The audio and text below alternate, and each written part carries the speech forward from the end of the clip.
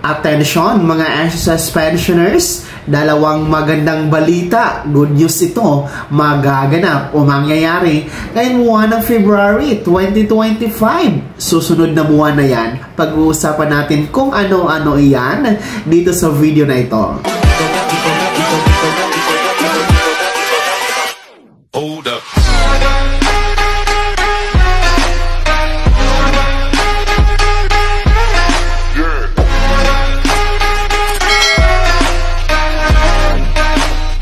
Hello mga ka-vlogs! Welcome dito sa aking YouTube channel. Magandang araw po sa lahat ng mga manonood. Saan po kayong dako sa mundo? Kumusta kayo mga ka-vlogs?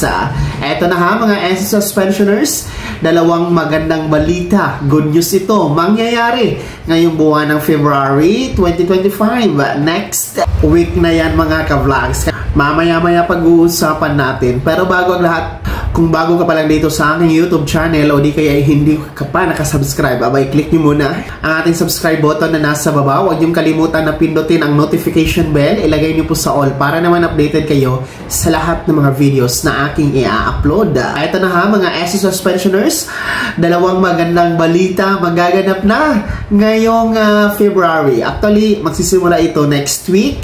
Kaya talagang good news ito mga pensionado na SSS. Una po, para sa ating mga first batch SSS pensioners, yung meron pong date of contingency o araw ng pagkamatay, araw ng pagkasakit o araw ng kapanganakan, no? Yan po yung tinatawag natin na date of contingency mula 1st to 15th day of the month. Alam nyo ba, good news ito dahil ang inyong crediting schedule para sa iyong pensyon ngayong February ay mas maaga kaysa inaasahan, no? Dahil ang original crediting schedule niyo, which is February 1, ay natapat po sa araw ng Sabado. And ayon po sa isang SSS circular, hindi po pwede na mag-credit ng pensyon kung ito ay natapat sa weekend, Sabado or Linggo, o di kaya'y national holiday. Kaya naman, instead of February 1, ay aatras tayo sa pinaka-last working day ni SSS. At yan, ang January 31,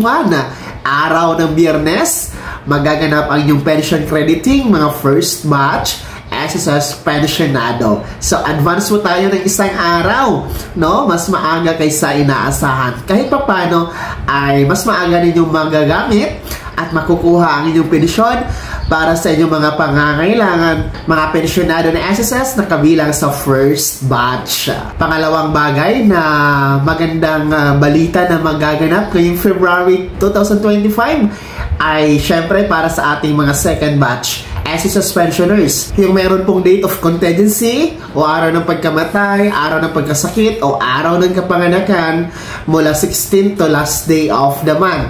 So, yan po ang tinatawag na date of contingency para sa ating mga second batch from 16th to last day of the month. Ang inyo pong crediting schedule ng pensyon para ngayong February ay mas maaga din po kaysa inaasahan. Advance din po kayo dahil ang original crediting schedule ninyo ay February 16. Pero kung titingnan nyo po sa inyong kalendaryo, February 16 ay natapat po sa araw ng linggo.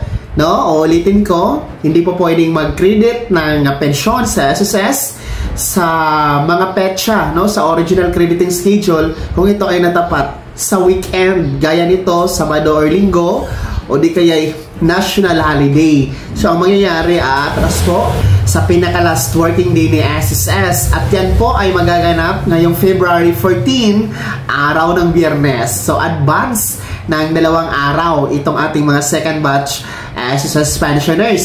Mas maaga din po ito sila kaysa inaasahan. So, yan po ang mga magagandang balita na magaganap ngayong February para po ito sa ating mga pensionado dahil advance ang kanilang pension crediting schedule kaysa inaasahan. So, talagang good news ito mga pensionado na SSS dahil kahit pa paano mas maaga rin yung magagamit, makukuha ang inyong pensyon. Lalo-lalo pa sa ating mga maintenance na gamot, sa mga meron pong mini-maintain na gamot, no? Pambili ng pagkain at iba pang pangangailangan. kahit paano ay mas maaga, no? Ang inyong pension crediting. Take note ha, mga SSS pensioners, wala pa rin pong pagbabago sa inyong makukuha, wala pa rin pong increase, wala pong dagdag, wala pa ang second tranche SSS pension increase na 1,000, no?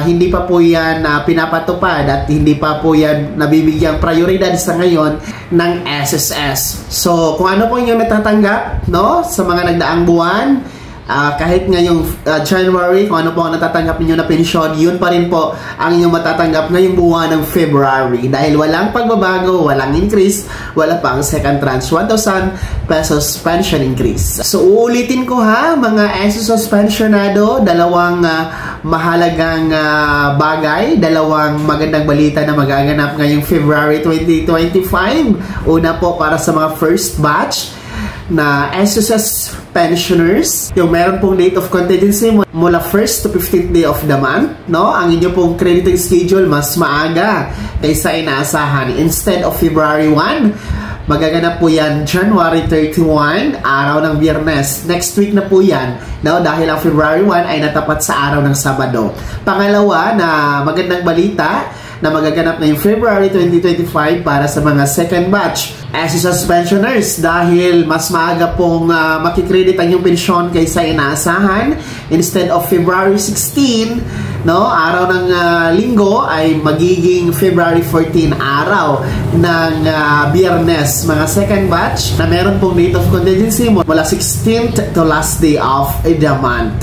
Kaya naman mga SSS pensioners, first batch and second batch, ano po yung komento at reaction sa balitang ito? I-komento nyo na sa comment section na nasa baba. Bago ako magtapos sa video na to, kung gusto nyo pong sumuporta sa aking YouTube channel, maaari nyo pong i-click ang ating super thanks button na nasa baba. Sa mga gustong maging miyembro, pwede po. I-click nyo po ang ating join button. Maraming perks dyan mga vlogs. Be my member now. Sana naging gabay ang video na to kahit paano na pag-uusapan natin ang mga mahalagang bagay-bagay na may kinalaman sa pagiging miyembro, beneficiaryo at pensionado sa SSS. Kung hindi ka pa nakasubscribe dito sa aking YouTube channel, maaari nga na i-click ang ating subscribe button na nasa baba. Huwag niyong kalimutan na pindutin ang notification bell.